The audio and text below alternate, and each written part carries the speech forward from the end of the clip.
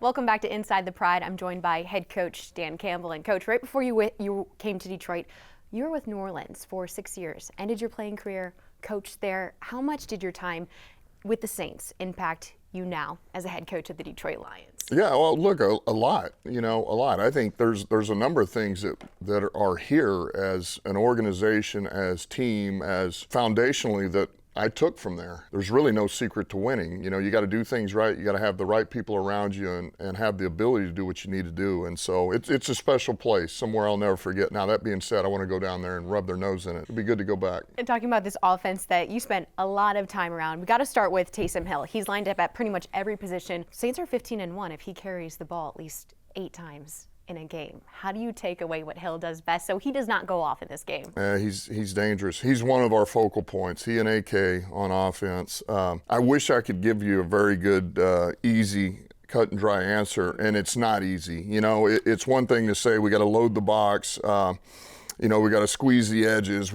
But this guy is powerful. He's powerful. He's explosive. He's got speed.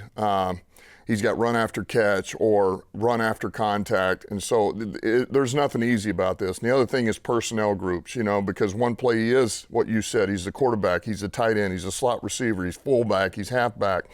He can, by any play, he can line up wherever he wants. So the minute he gets back to quarterback, we're going to have to be able to adjust and get to a couple of calls here. So it's not easy.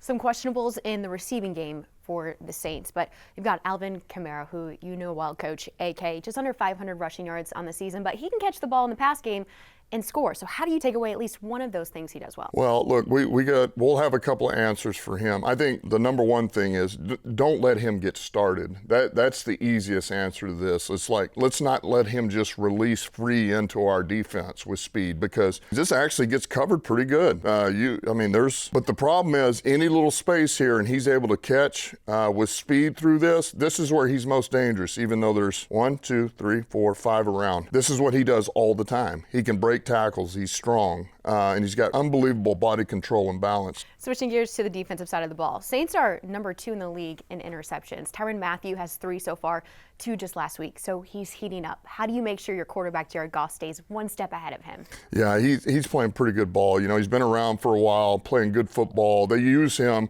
He is their safety, but they do enough stuff where he's down in the box.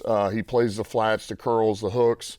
He's pretty instinctive. So these are things that, man, if you're not aware of his eyes and where he's at, he does track the ball well. And so I think more than anything, it's man, just understand if he is around Goff and his eyes are back, that's a danger. So you got to make sure that you put this where only our guy can get it and nobody else does. So, and this is he does a number of things well, but this is a hell of a play here. He's excellent around the box as well. He's a physical safety. In the month of November, Coach, we talked about your team having 3 games in 11 days. Now we're talking about December.